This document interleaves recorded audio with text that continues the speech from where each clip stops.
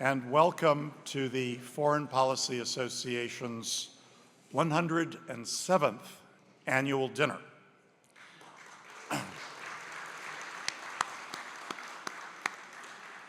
Not so long ago, we were navigating what many considered a unipolar world, one defined largely by globalization. I recall visiting a management team at a Silicon Valley firm where I was asked, why should we care about foreign policy?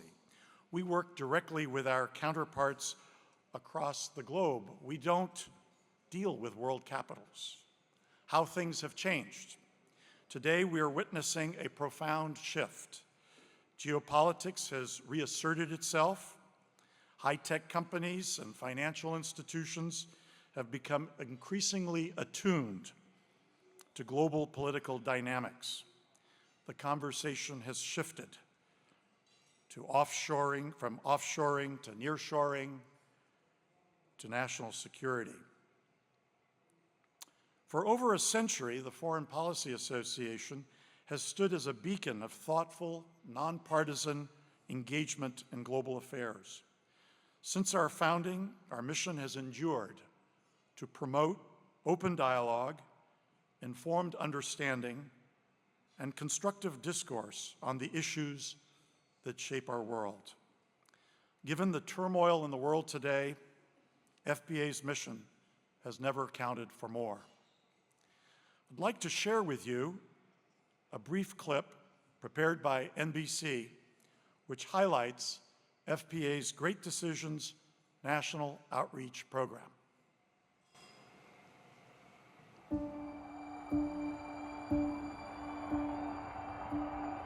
It began as an ideal, shared by visionaries who saw a world where American foreign policy was debated not only in think tanks and universities, but in community centers, libraries, and homes across the country. Klamath Falls has what is called a Great Decisions Group. There are about 15,000 of them across the country. Military action is the only action that keeps the communists contained anywhere. Would you go to war over Vietnam and Laos? I certainly would do anything to find one all-out war over there. They imagined an organization that would inform us all to shape the future. An organization dedicated to gathering the best research and offering the facts of world issues without bias. Knowledge made accessible and shared to change our world for the better. Tonight I'm speaking as a guest of the Foreign Policy Association, a nationwide organization, a distinguished organization. People keep inquiring whether I would do it all over again. My answer is yes. The problem is no one has asked me. I would like to express my appreciation to the Foreign Policy Association for helping bring this group together today. Today, the FPA's flagship Great Decisions program is the largest discussion program on global affairs. Each week at community centers nationwide, participants read the Great Decisions briefing book and watch the television series before discussing and debating the most critical global issues facing America. In high schools and universities across the country, graduates of FPA's Teacher Training Institute design Great Decisions courses for their students. In their homes, millions of Americans watch the Emmy-nominated Great Decisions television series on public television, delivering essential background and diverse perspectives, challenging viewers to make their own great decisions. I am very happy to have participated in the Great Decision programs and the work of the Foreign Policy Association. There needs to be more education in terms of what is going on abroad in order to fully understand how it affects our own people. And in New York City, the FPA continues to attract world leaders to engage its members and the public. I think this organization can make a major contribution to fulfilling our responsibilities as a people. I have been for many years, long before I was in the United States Senate, a great admirer of this institution and what it's done and what it does. And I think the role it will continue to play in a very complicated world. Through its balanced, nonpartisan programs and publications, the FPA encourages Americans to discuss and debate world issues and to participate in the foreign policy process. For a century, the Foreign Policy Association has operated under the mantra that a properly functioning democracy depends on an informed citizenry, a beacon that will illuminate our next century. Thank you for your support and for your participation.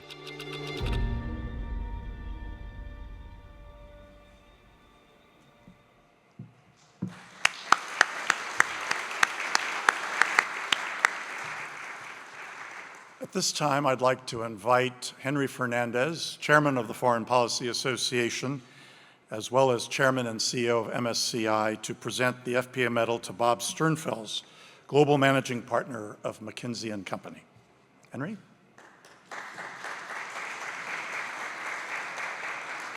Good evening, everyone.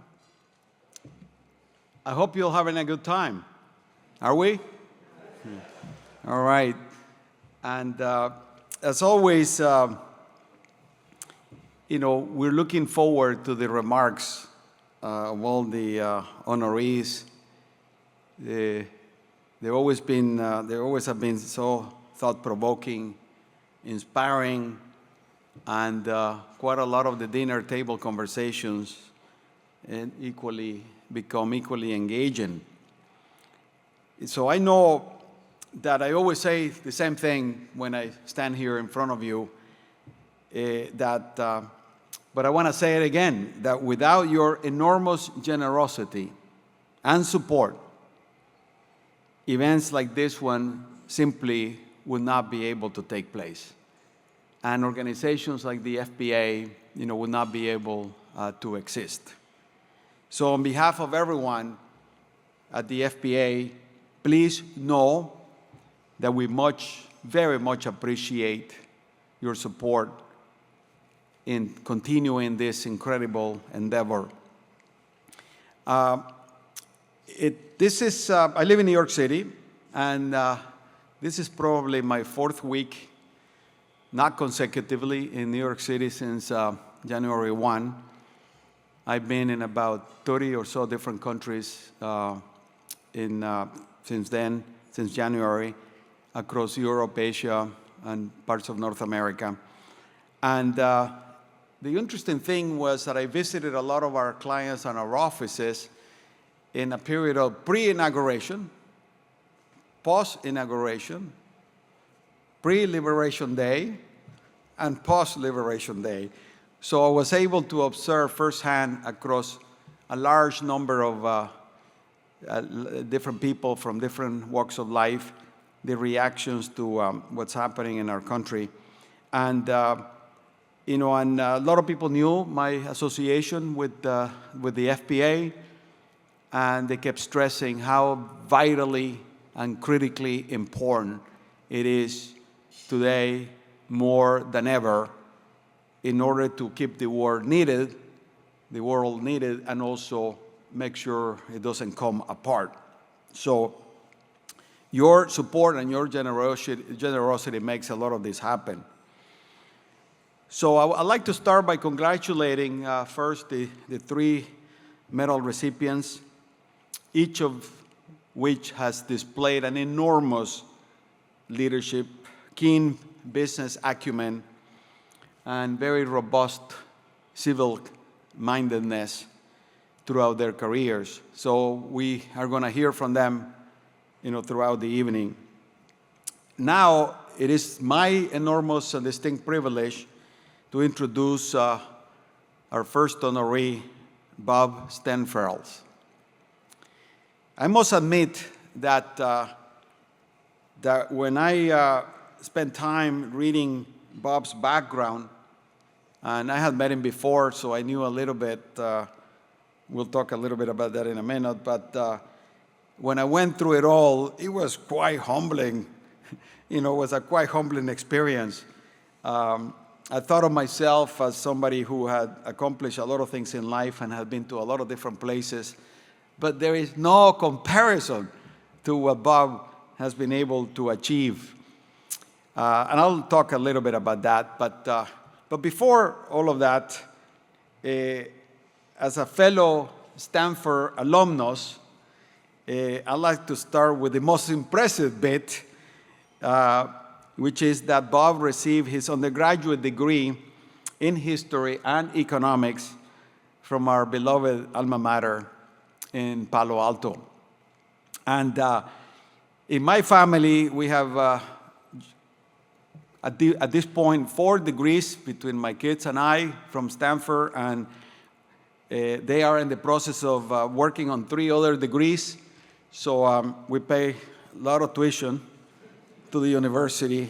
They want more to make sure they stay out of they substitute for the federal funding. I don't know if we can swing that, but Bob and his family are definitely going in that direction. He and his 3 kids are very much Stanford people, and he tells me that this coming year, all 3 of them are going to be, in the farm. That's what Stanford is called, the farm. At the same time, between undergraduate and graduate. So congratulations on that achievement. So while at Stanford, Bob played on the varsity water polo team. And today sits on the advisory board of USA Water Polo. And his daughter played water polo at Stanford, and he was telling me that, unfortunately, when he was there, he never won a championship, and his daughter has. So that's quite remarkable. My 2 boys, I have 2 boys and a girl, my 2 boys play water polo, varsity water polo, in high school in New York City. So I used to go to many of the games. And if you think it's a very sedate game, go watch one of these and pay attention what is going on under the water, not above the water, in terms of the competitiveness. So Bob was extremely excelling in that. He's also a private pilot who comes from a family of aviators and whose grandfather served in the U.S. Air Force during World War II. Quite remarkable. And so, even if my introduction were to end there, you would think that Bob is already a man of many talents and interests. But it doesn't end there. Because Stanford was just the beginning of a remarkable career, both intellectually and professionally. Indeed, when he left Palo Alto, he went on to Oxford on a Rhodes Scholarship, and where he studied philosophy, politics, and economics. And rumor has it that he wanted to go into international law when he was there, but eventually he looked the other way, maybe in a moment of distraction after Oxford, and McKinsey grabbed him, and that's where he has stayed for the last 30 years. In fact, Bob claims that he has now worked with colleagues at McKinsey in pretty much every office of McKinsey around the world. You may want to comment on that, Bob, because I couldn't believe it. McKinsey has 130 offices in more than 65 countries, to be precise. So that's a lot of projects, to work on, and and a lot of different assignments. So among his many roles at McKinsey, going through the ranks, Bob led the operations practice in the Americas, and he also led the private equity and principal investors practice, globally. He also served in McKinsey's global head of client capabilities. So in 2021, he was elected global managing partner. which is the senior-most position that McKinsey has. You know, the partners at McKinsey are a pretty demanding group of people, and they don't take re-elections very lightly, as many of you who have worked in consulting can attest. And, but he was able to get re-elected, you know, for another 3-year term, you know, at McKinsey last year. So, so kudos to you for the leadership and the example that you are setting, particularly at a difficult time in the consulting business. Quite a lot of challenges that all the firms are going through. You know, it was COVID, post-COVID, and now obviously the geopolitical situations and advising governments and non-for-profits and companies, and then being accused of why you advising the enemy, you know, and something that I can sympathize with, by the way, at the MSCI. So, so that's you know, quite remarkable to have been re-elected, and he also obviously served in the as chair of the McKinsey Board of Directors. A few months ago, Bob published a fascinating study about what CEOs can learn from elite athletes. I will highly recommend it to everyone in this room, and especially to all of you who are corporate executives. Quite a lot of learnings and lessons, you know, from that study. I've been able to take a few bits and pieces there, but I'm still working through it to make sure that I take to heart and practice some of the teachings. So beyond his day-to-day job at McKinsey, Bob is a founding member of both the African Leadership Group Advisory Board, which he chairs, and the Partnership for San Francisco. I'm pretty sure the city needs pretty badly a lot of advice how to get it back on its feet. So it must be a challenging time there. Among some of his other board assignments includes the Rhodes Trust, the U.S.-China Business Council, the FCLT Global, which is Focus Capital on the Long Term, which is where Bob and I initially met, and the Center for Strategic and International Studies. He also serves on the board of QuestBridge, a Palo Alto-based non-for-profit organization that helps lower-income and underprivileged students attend college. Most important of all, as I said, he's a father of 3 extremely accomplished kids with his wife, Ashley, and we wish them well, you know, all together at Stanford next year. So it's a true honor and a privilege to present Bob with the FPA Medal, and please, you know, offer him a warm welcome to come up to the podium.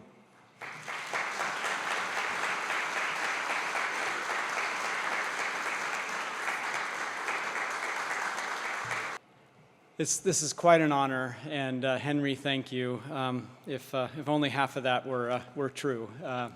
The one true part is you get no discount at Stanford for having more than one kid there. I've learned that. But a heartfelt thank you, my friend. And we did bond at an FCLT meeting where we were talking about capitalism is the best system for an economy. But it does have imperfections, and one of the imperfections is the short-termism that it induces, and how do we start thinking longer term and what the value can unlock. And I remember our conversation like it was yesterday, and I think that hit off a friendship, and so I am very grateful for the warm introduction. Noel, thank you for allowing me to be here and receive this award. I'm very grateful for what FPA stands for, and McKinsey & Company is about to turn 100. FPA is 107 years old, and there's a lot that we can learn from the FPA. And you know, when I think about great decisions and the the learning and the debate and discourse that the Great Decisions program facilitates, where my mind goes is we're at a moment where the great decisions are before us. Right? It's not learning from past great decisions, it's leaning in to the great decisions that our society needs to make right now. And I think there's no more important time for an organization like the FPA to help actually bring people together and to argue, right? And to disagree, and through the disagreement, find some common ground and better answers. And so I'm incredibly excited for what the FPA stands for and the notion of great decisions. But let's lean in. The great decisions aren't in the past. The great decisions are right before our eyes right now. And we need to make a next set of these great decisions. And so I'm very humble, and I say thank you on that front. I'm only here because folks have given me a break over my life. I grew up in Lodi, California, which was a small ag town in Northern California, and got a break to go to Stanford because I could play water polo.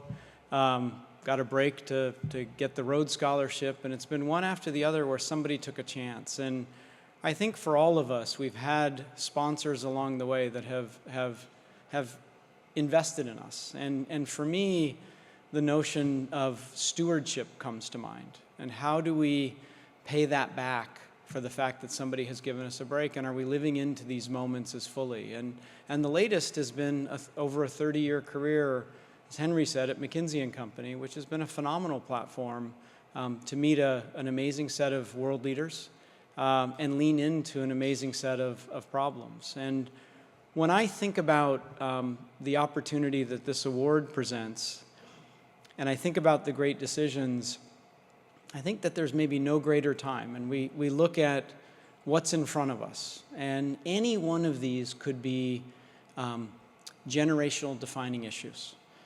The world order that we all grew up with coming to an end and starting to change. What it's going to change into, I'm humble enough not to say, but it is changing before our eyes. We have the power to help shape what comes next. You think about technology. 40% of what we do around the world is helping our clients adopt this revolutionary technology. It has enormous potential. It has enormous risk. How that gets shaped, and can it actually unleash enormous productivity, close the income gap? Yes. But if we don't do it right, it won't. How do we lean into that issue? How do we lean into the issue of demographic change? We have more demographic change before our eyes since the census was recorded 500 years ago, right? The size of societies are shrinking in almost everywhere except Africa. How do we solve that problem and really lean into it in innovative ways?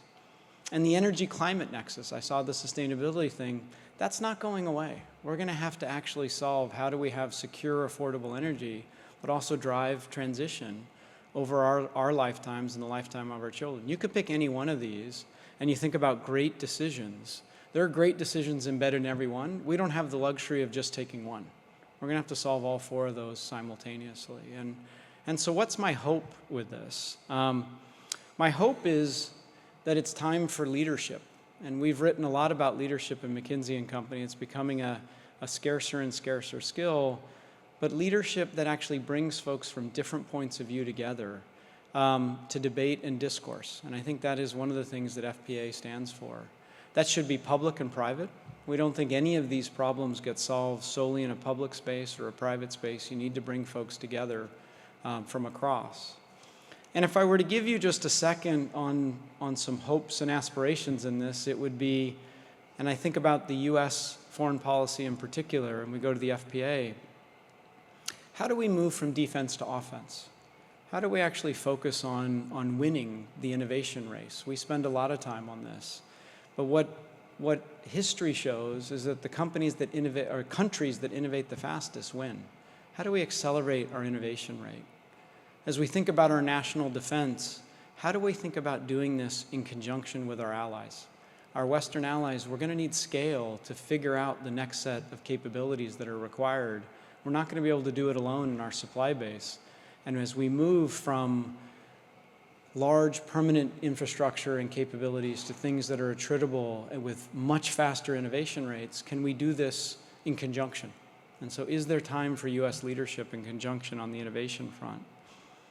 And is there an opportunity to ensure that one of the promises that was resident that we all grew up with, which is the world's best talent, McKinsey we get 1.4 million applications a year for about 10,000 spots. And one of the things that resonates is the world's best talent wants to come here, right? They want to come here and they want to make their mark. How do we actually ensure that that continues for generations to come? Because I think it is one of the things that makes this country great. Now, I'm convinced that there are solutions to all of these problems, but I'm also convinced that it's going to require folks getting together, being comfortable to disagree with each other, and using that disagreement to drive better answers. So I'm humbled to be here. Half of what Henry said was true, half of it's not. You'll have to go figure that out. But it's a wonderful evening, and hopefully that sparks a few opportunities for discourse. So thank you very much.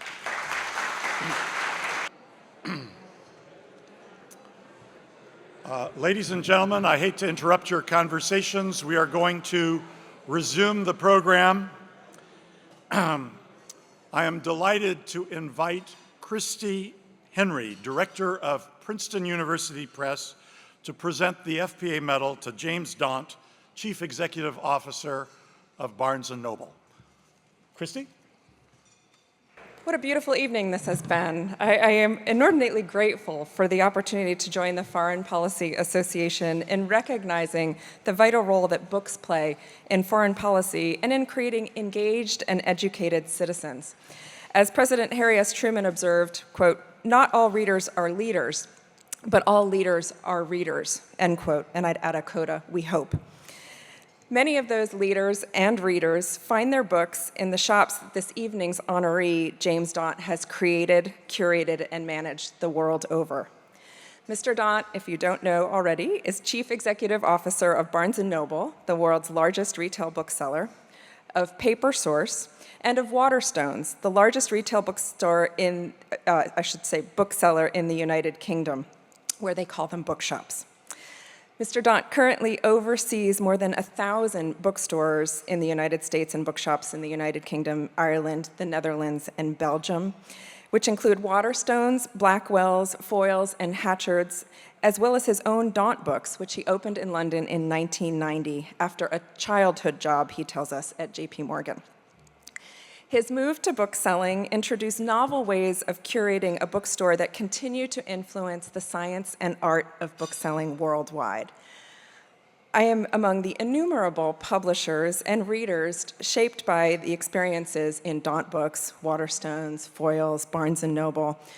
The books we encounter in these stores generate an understanding of humanity throughout history and provide guides to how we can wayfind in these times. As books and access to books have become more politicized, even weaponized, it's ever more essential that bookstores offer a détente for the world, an opportunity for endless discovery, learning, challenge, and courage. James Daunt's conviction that thriving bookstores should be the space of discovery and represent the communities they serve as welcoming spaces that invite curiosity, learning, conversation, and connection is exemplary and impactful in absolutely every way. As any publisher will tell you, and as many scientists will tell you too, books are good for us, for empathy, for connection, as a tonic to stress, and as a source of connection, and especially so in the creation of an informed public. As the heart of the Foreign Policy Association's mission is to advance that educated public in a complex and ever more complexifying world, it's particularly poignant at this time to honor a leader who champions this cause by ensuring books and all of their wonder are available to that public. Please join me in celebrating the role of books and bookselling in foreign policy and global citizenry, and in welcoming James Daunt to receive this FPA Medal. My imposter syndrome is bouncing off these magnificent walls. Thank you. I'm hugely honored to receive this. I'm hugely honored to be here. And I'm sort of slightly, if not totally, alarmed to be here. I've been a bookseller for a very long time, nigh on 40 years. And over that time, We as booksellers plying our trade with varying degrees of success, generally with diminishing levels of success as people in Seattle took over the business and bookstores around the world, in this country and in Europe and indeed everywhere, reduced in number dramatically. Everybody was very nice to us. They'd sort of pat us on the head and sort of say sweet things and nice things and wish us well, and we just reduced in our cohort, smaller and smaller numbers, and we were patted on the head and told nice things. And then the world began to get interesting. And for a while now, and it has been for a while, books began to take more of a stage. Authors, writers, hugely important in many other countries, but then in our own countries, began to become more in the face of political winds and social change, social issues and political issues, and books important within that on both sides of the argument. And on both sides of the argument, increasing numbers of people trying to tell us what we could sell or shouldn't sell, authors that shouldn't be in our stores, authors that shouldn't be published. And then we began, I think, to take more of a central role and began ourselves as physical booksellers. Online booksellers, we sell everything, and in a way nobody challenges that. But in physical bookshops, they do much more. And in physical bookshops, people discover books and encounter books, and also encounter other readers and other people.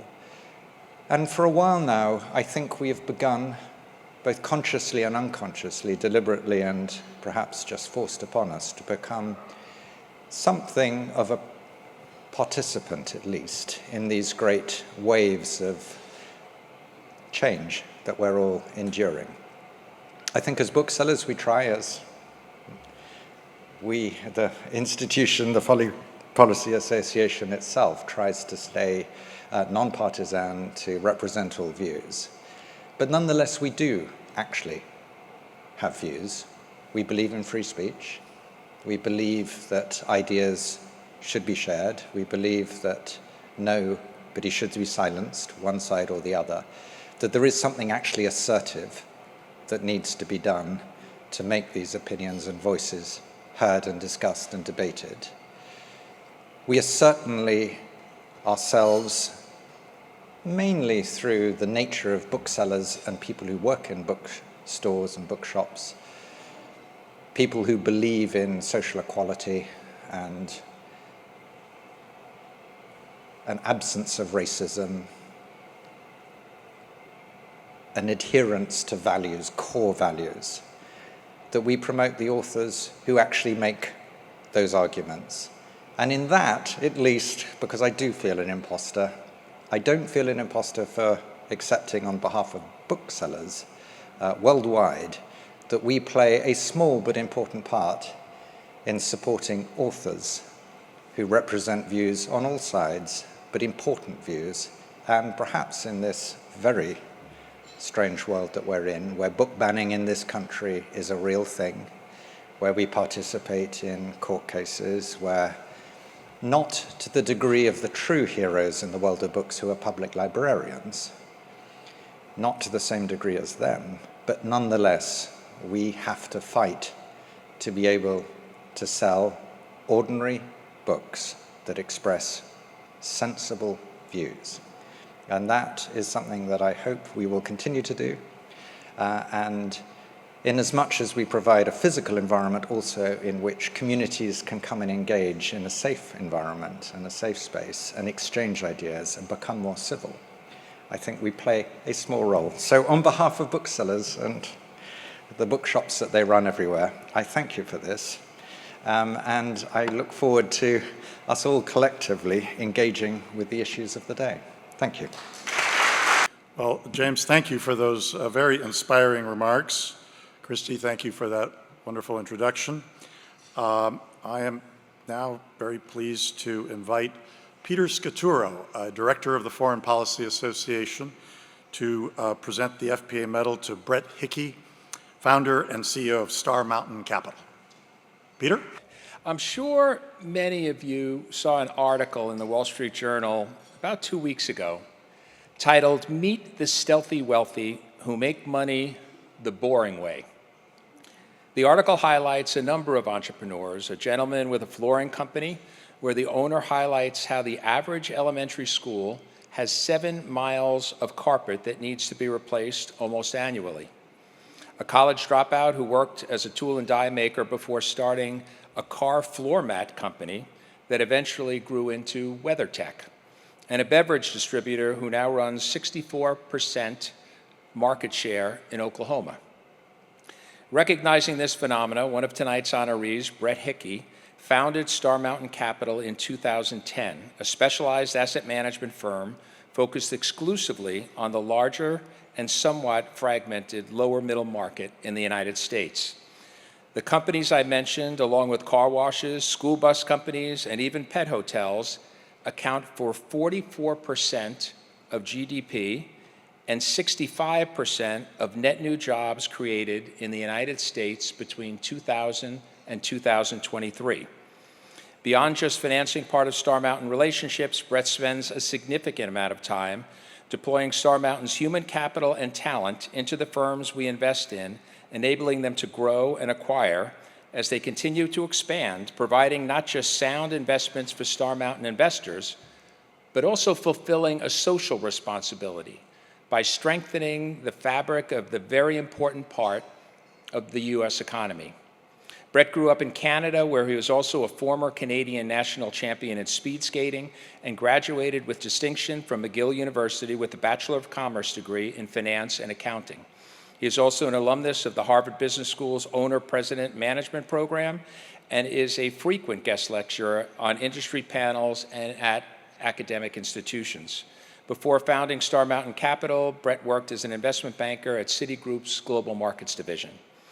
Driven by culture and stakeholder alignment, Star Mountain Capital has been recognized as one of the best places to work by Crain's Magazine and Pensions and Investments magazines each year since 2019. Now, many competitive athletes bring their competitive spirit and discipline into the corporate world, and Brett is clearly no exception. With my 35 years or so in financial services and having worked for some of industry's most iconic leaders, including people like Sandy Weil and Chuck Schwab, I can honestly say that Brett is as competitive as I have seen and leads Star Mountain with an integrity, work ethic, and networking finesse I have rarely seen. Ladies and gentlemen, it is my pleasure to introduce Brett Hickey, founder and chief executive officer of Star Mountain Capital, as a recipient of the Foreign Policy Association Medal.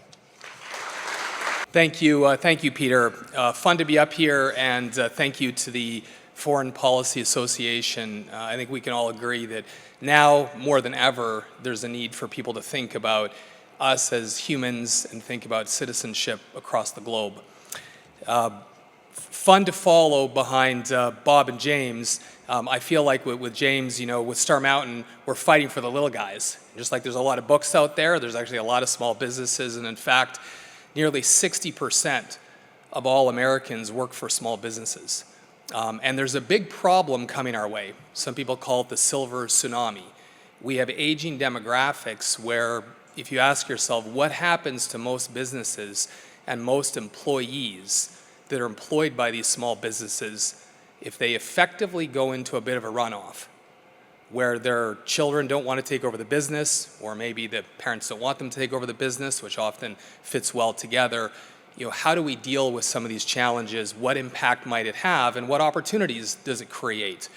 When I moved to the US just over 23 years ago, it was interesting. I thought I'd be here for a couple of years. And normally, people say, great, you're from Canada, everybody's nice. Some of the forest fires, then recently, I guess the conversation maybe will end up becoming the 51st, or if we don't move fast enough, 52nd state.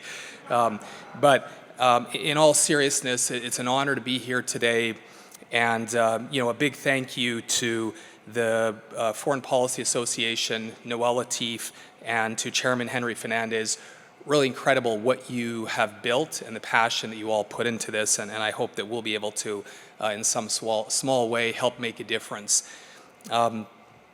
Some of the things that we think about with Star Mountain are really that this is a second family. Thank you for the things Peter mentioned. You know, I'm also an only child. I lost my mother to cancer when I was 6 years old. And so as many people know, at Star Mountain, I refer to it as the Star Mountain family, and that is really how I feel about it. So a big thank you to my partners at Star Mountain, many of whom are here today, and to my wife, Allison, to my partner in life. We just celebrated our 10-year anniversary last week, so it was a lot of fun with the kids. And you know, we're really excited for what lies ahead and the challenges that lie ahead. One of the things that is a sort of fun, interesting touch point with the Foreign Policy Association is that one of our colleagues, George Colatides, couldn't be here tonight. His mother actually worked for the FPA, and it made really a huge impact in his and his family's life as an interesting tie to this association. Peter mentioned the Wall Street Journal article about people who make money the boring way.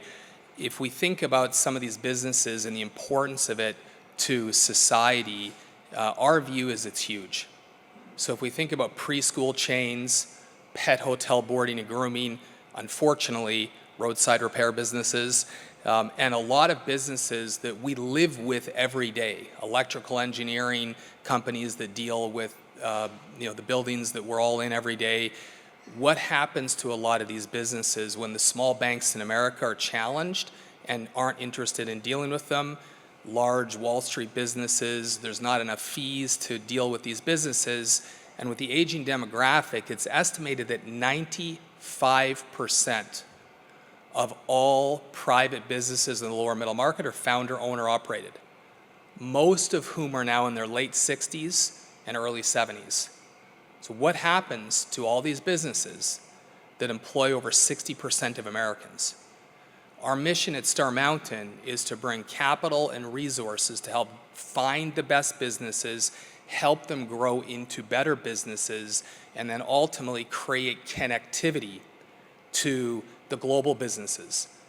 And similar to speed skating, where it was fun in post the 1988 Olympics, I was fortunate enough to get a gold medal at the Canadian Championships, and skating in the Olympic Stadium in Calgary was really phenomenal. All the flags around the world. You know, Bob and I and Peter were chatting a little bit about triathlons, and I'm looking forward to some of the data around sports and athletics that was talked about. But one of the things that I did during COVID was an Ironman. I guess to Peter's point, I liked the drive, so my wife was sometimes referring to herself as a triathlon widow, so I took the hint that maybe I shouldn't do too many of them. But with all seriousness, that was the way that we found a silver lining to deal with not being able to travel and finding something positive to do. And doing the Olympics at Salt Lake City, or pardon me, at Lake Placid, where there has been 2 Olympics, doing the triathlon there, all the flags around the world. I think sports is really an interesting way for us to think about being a community.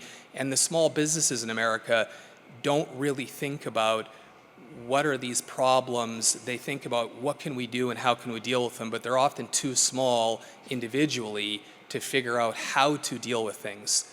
And that's why Star Mountain has trademarked a collaborative ecosystem that we're trying to find ways to bring large market resources. You know, Henry and Bob and I were chatting about some different content and data and things that, you know, they do with their businesses, and similar to Star Mountain, how do we bring those in and bring those up into the best small businesses to bring those large market resources and then take those internationally, which we think is really a great civic duty, because one of the pet peeves I have is people saying, oh, it's just business. Well, doesn't just business impact just lives of real people and their families and children and so forth? You know, last time I checked, it really does. And that's something that at Star Mountain we're really passionate about, how we work, how we operate. And I think sometimes the world of finance loses the importance of real people, real businesses, and the importance to a lot of families, you know, with that. 25 years ago was when I launched my first fund with my partner Dave DiPaolo, and you know, we've been investing and really focused on public-private partnerships as well, and that's one of the things I think that makes the U.S. great. Still to this day, at Star Mountain, we work with the Small Business Administration in partnership to help bring capital and resources to businesses and help grow them. And I think that is one of the things that really does make America great, is the capital market system, organizations like the Foreign Policy Association that get great people together to say, let's robustly debate things. Henry, you mentioned the concept and importance of robust debate. That's something at Star Mountain we talk about. Respectful, robust debate, right? We want ideas, we want to hear opinions, and I think that's awesome what you guys are doing, and hopefully that's something that we can all take forth, with us tonight. As we think about, I think, some of the opportunities, we thought a couple examples might be interesting to bring to life some of the things that smaller businesses in America are doing and how that can create a really positive impact from a societal perspective. Our partner, Bruce Etroff, who's here with us tonight, one of these two tables, there we go, helped work with an entrepreneur by the name of Tony.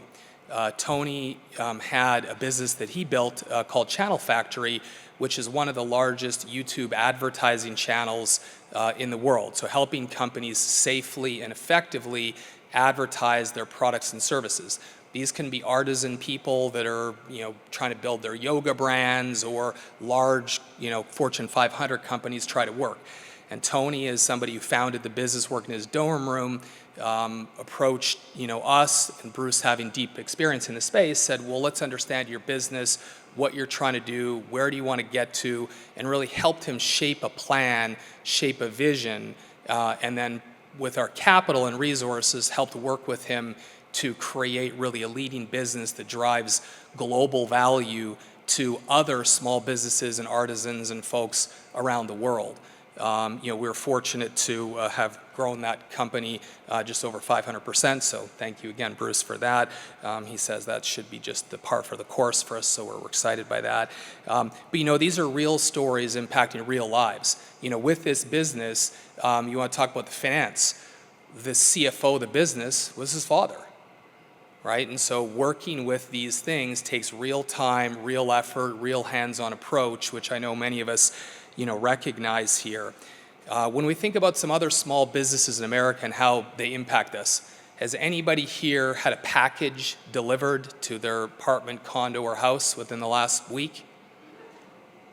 Maybe I should ask, has anybody not? So one of the businesses that we invested in was a truck driver training school called 160 Academy.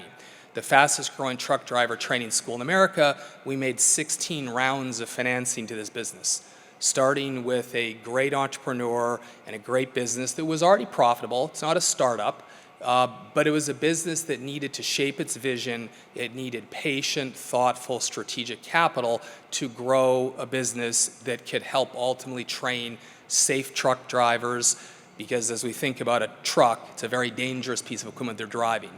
And so ultimately training, certifying, make sure people are doing the right thing, is of critical value. And I'm certainly happy. My wife probably jokes now about how often there seems to be a package delivered at our house. But I love it. It's a great thing, and I'm sure we all get a lot of utility, out of some of these businesses.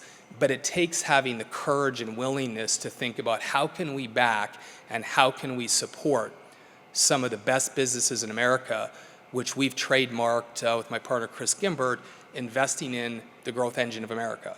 Because ultimately, it's 60% of all the employees in this country, and it really represents a big opportunity. So my challenge to all of you to think about is, how can you find great businesses, people to support businesses, knowledge you have, resource you have, to bring it to these great businesses of people that are passionate about their companies, that want to make a difference, and how can we all take these businesses to work internationally where it's good people working with other good people, less about who cares which border line it is and so forth, as we think about that, civic responsibility.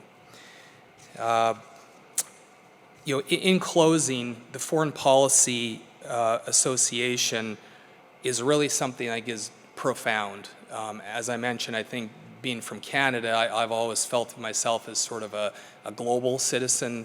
Canada is a country filled with immigrants for the most part, and I think the importance of us all thinking about that, working together, is more important today than it's ever been. It's pretty sad to see some of the things going on in the world. One of the things that can unite people is commerce and business. A few of us were talking earlier tonight about some of the most challenging mergers and business things they've ever been through, or where there's really not very much money at work, two different nonprofits and so forth.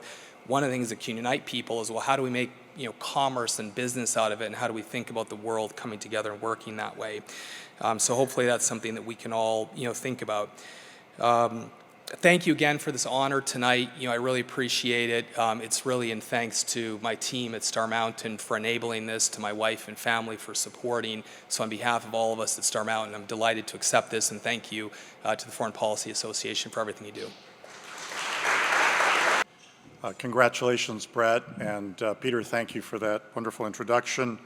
I think I should flag that the Foreign Policy Association really does take a very strong interest in bringing North Americans together, and in a few weeks we will have our annual Great Decisions High School Teachers Institute, which is unique in that it brings high school teachers from Canada, Mexico, and the United States to spend a week with us here in New York City and hear from experts that we've had in the course of the year. So now I am delighted to step in for Michael Dowling, who unfortunately could not be with us this evening. His wife had a procedure, and she had to spend an extra day at the hospital. So we send them our best wishes for a quick recovery. But I am delighted to step in and introduce Dr.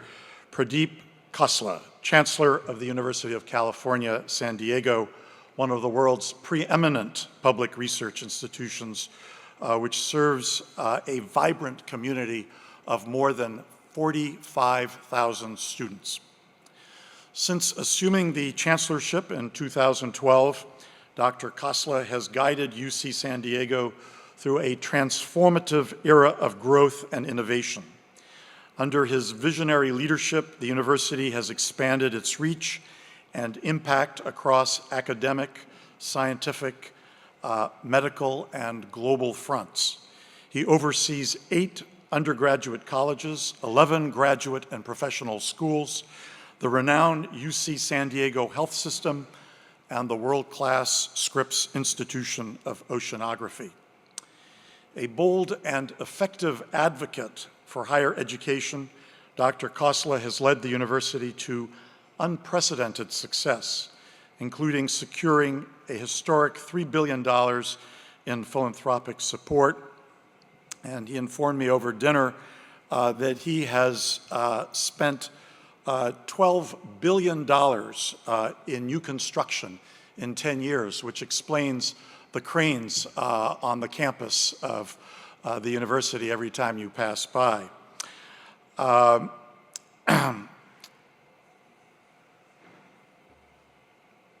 He has also, his commitment to educational access, research excellence, and community engagement has driven capital improvements that have enhanced student opportunity, diversified the faculty, expanded healthcare infrastructure, and strengthened the university's position on the world stage through strategic global partnerships.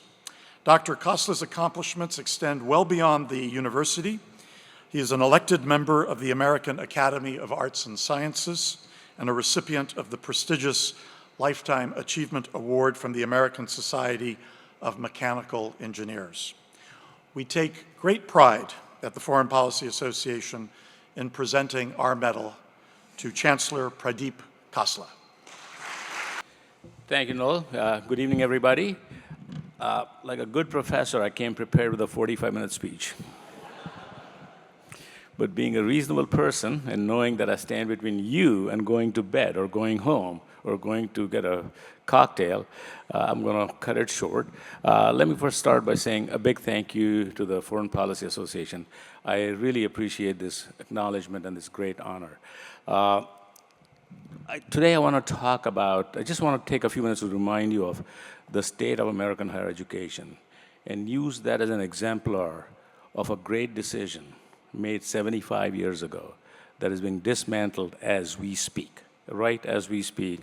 And clearly it started off with Harvard, but it's going to go to all over it's going all over the country right now. And I'm going to use UC San Diego as an example. So UC San Diego is about 65 years old, one of the youngest universities in the country. And in 65 years, we have a top line of $10 billion. We've been growing at more than 10% a year, more than many companies grow.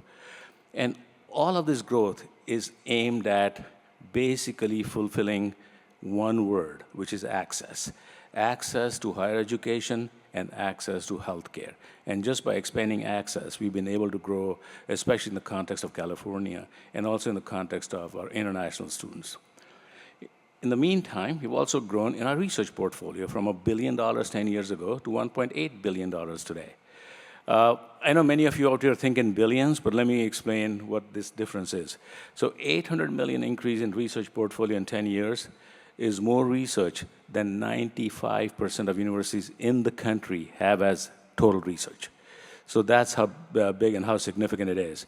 And all of this has been thanks to the generosity of our companies, our industrial base that supports us, but mainly the US government. The federal government has been the biggest contributor, the biggest funder of research, not just at UC San Diego, but in the country. And this funding decision that we have all been the beneficiary of was made something like 75 years ago, partly by accident and partly by design. And the reason it was, so during the World War II, right before going into World War II, the US realized that it was not fighting the war as effectively because it did not have access to technologies. So by working with universities, they developed the atomic bomb, the CNC control, the 5-axis control machine, the radar, and I can go down the list of many technologies that were developed. They were all developed in partnership with the universities by the US government. And long story short, clearly we won the war, and at the end of that war, there was a very famous paper written, and many of you might have heard about this. It was called Science, the Endless Frontier, which basically talked about a future where the US would literally dominate the area of science and technology in the world, leading and therefore the security aspects of, both physical and economic security in the world. And it was called Science, the Endless Frontier by Vannevar Bush. And President Truman accepted that literally as gospel truth. And the US started a great experiment, a great partnership. Like I said, we started off in, partly by accident during World War II, then by design, a partnership with the universities to build what is called the Great American Research University. That was at Harvard, Princeton, Penn, Carnegie Mellon, UC San Diego, Berkeley, I can go down the list. So the whole research enterprise was a great decision made by the US. And you can see over the course of 75 years, we in this country have created more wealth than any country ever in their lifetime. We, in the process of the last 20 years, post-2000, have created more wealth than anybody else. Before that, in 1990s and up to 2000, we created more wealth during the IT boom. What is happening right now is all of this great experiment where we put money into the experiment and we brought in foreign students. And I personally came from India. I'm a beneficiary of this great experiment as an immigrant. I'm in some small way. By the way, I did my PhD in robotics and AI, so it just is from Carnegie Mellon, and now it's very hot. I'm not working anymore. No, I'm working. I'm not just working in the field. I am working, but the Chancellor does work. So this beneficiary now, I'm looking at the dismantling of this great experiment, and it is happening so fast that I cannot get my arms around it. And I personally am really concerned, because if one thinks about the quality of life, the whole economy going into the future, whether it's US or the rest of the world, is going to be dominated by science and technology. If you want better healthcare, it's going to be based on better understanding of biology. If you want better access to productivity, it's going to be based on AI and other technological innovations. And all of this is going to lead to better quality of life, longer life, and a more richer life for not just the American society, but also for the rest of the world. Because when we grow, we have impacted, the rest of the world has grown with us. So it's not that we are the only ones growing. So as this is being dismantled, I want you, as you go home, I want you to think about what is it that you can do to slow down this progress, this progress of dismantling the American higher education system, the great American research university. Clearly, I speak as a biased person, as a chancellor of one of these large institutions, but I can tell you I also speak as a citizen that has been the beneficiary of this great revolution. And I just urge you all to spend some time thinking about this and asking yourself, what is it that we can do to be really influencing the process, so that if there are choices to be made, if the universities have to change behavior, I think we can all do that, and we should do that. But dismantling a great experiment is not the right way to do it. So with that said, I thank you for indulging me. I really appreciate this honor, and thank you very much, everybody.